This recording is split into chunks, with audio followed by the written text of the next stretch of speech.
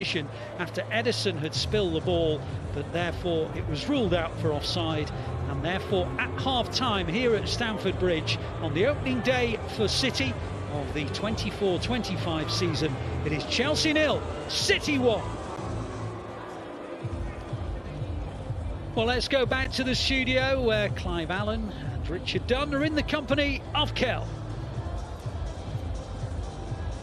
Welcome back to Matchday Live, half-time at Stamford Bridge, and it is Chelsea 0, Manchester City 1. Erling Haaland on his 100th appearance in his City shirt. Normal services resumed with the one goal that separates the two teams. Richard and Clive with me in the studio. Clive, I'll come to you first for your assessment of those first 45 minutes. I thought it was interesting the way when City pressed Chelsea, they just didn't have that slickness of pass. They didn't move the ball well enough. City's pressure, obviously, they made it tell in terms of disrupting any flow that Chelsea could create.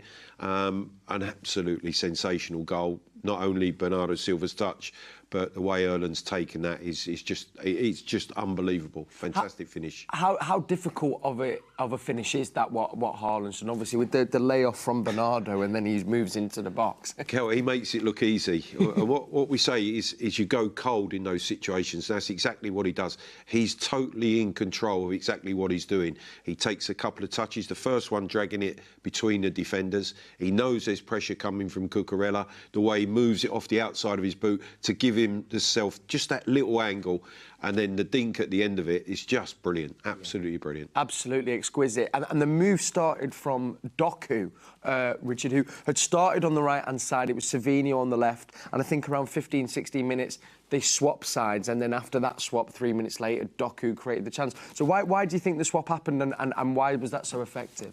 I think the first 15, I don't think Doku was getting too much change out of Cucurella. I think he defended him quite well. He had one opportunity when he got around him and didn't put a great cross in. And he just looks more comfortable coming inside, Doku. I think that's what he likes doing, is cutting inside, playing 1-2s and getting in that way. And yeah, within a couple of minutes of them changing back to where Doku probably wants to play, he creates the opportunity just with that. You spoke about his little body movement that he does, and he does it so quick that defenders always go for it. And then, yeah, from there, it's just quality. I mean, the touch from Bernardo Silva looks like nothing, but when you look at it really, he opens up his foot. He knows exactly where Haaland is. He expects to get a little touch on it to put him in. And then, like Clive says, the finish is brilliant. Everyone's going, shoot, shoot, shoot, shoot. And he's just like, oh, shoot when I'm ready. And he just chips it. Perfect. It was magic. And that's 43 assists for Bernardo Silva. Only 3 players with more assists than him in a City shirt. Wanted to mention the other winger there that we picked up on, Savinho. Premier League debut. I mean, it looks like he's settled right in, Clive. Oh, absolutely. Looks full of confidence. Obviously, I think what he's done well is when he's received the ball up against Cucurella, he's just inviting him to make a challenge, and he has that such great control and touch of the ball that he's just nicking it past him, where Cucurella, I think, got very close to Doku and sent him on the outside.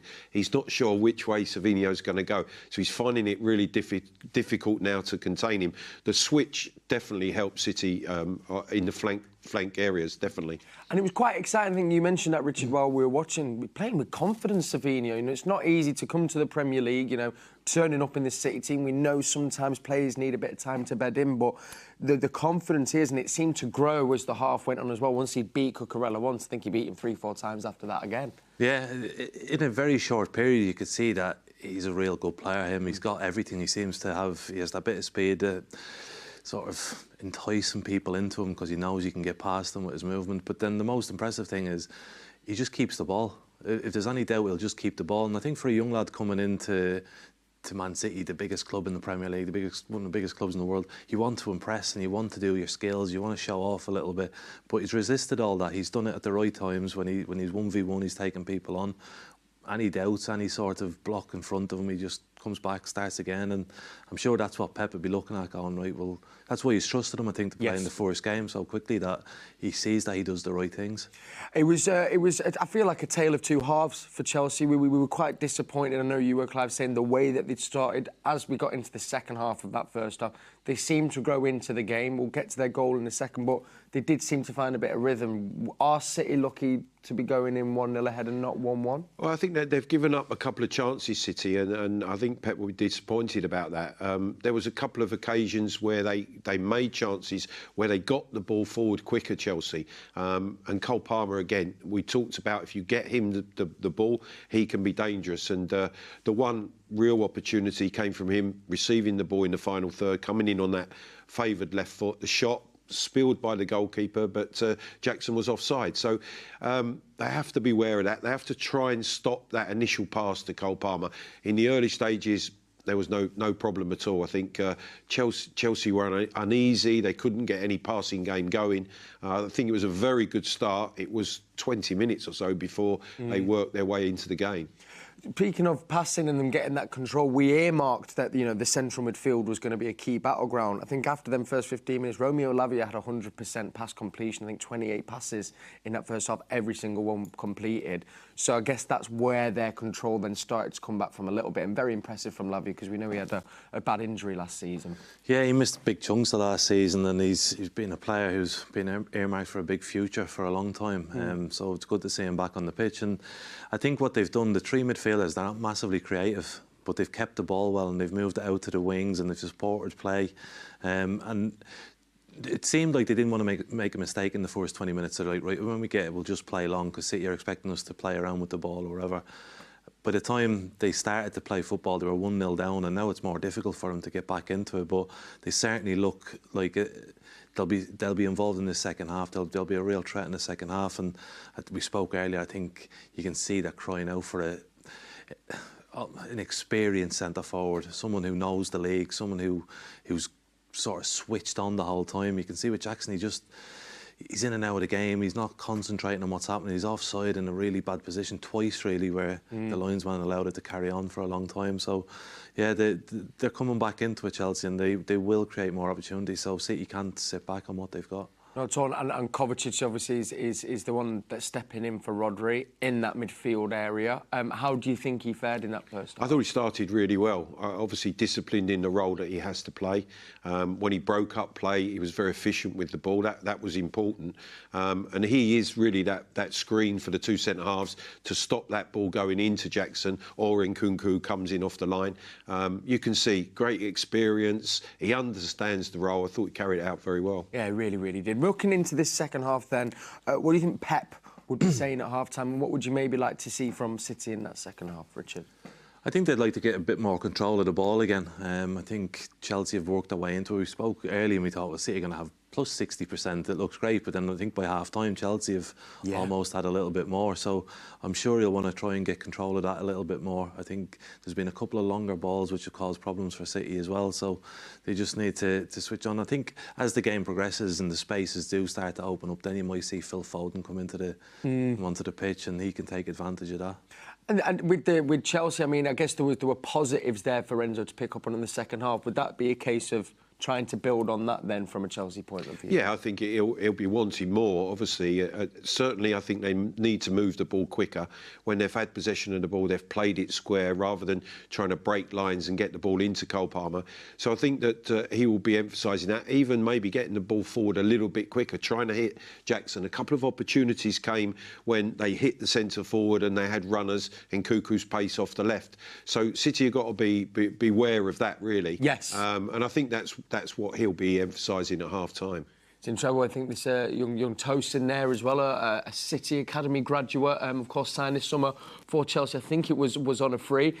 Could you maybe see, do you think Enzo might be looking into, I mean, maybe bring him on or freshen it up a little bit, possibly in the second half, Richard? Yeah, I mean, we spoke about the squad that they've got and the options they have. The players on the bench, again, have real quality, real good attacking players as well on the bench. And as it goes on, you would expect that they'll start to come on more so probably than Tosin.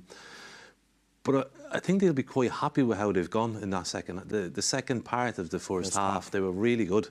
They kept possession, they started to create opportunities. So for them, it's a little bit more of the same. And then if the result's the same, maybe the last 20 minutes, they might change it. And it always is. I think we see it so often that it's the calls of the managers with the substitutes and how they come on and impact the game that can change the whole result and the way that the game ends up.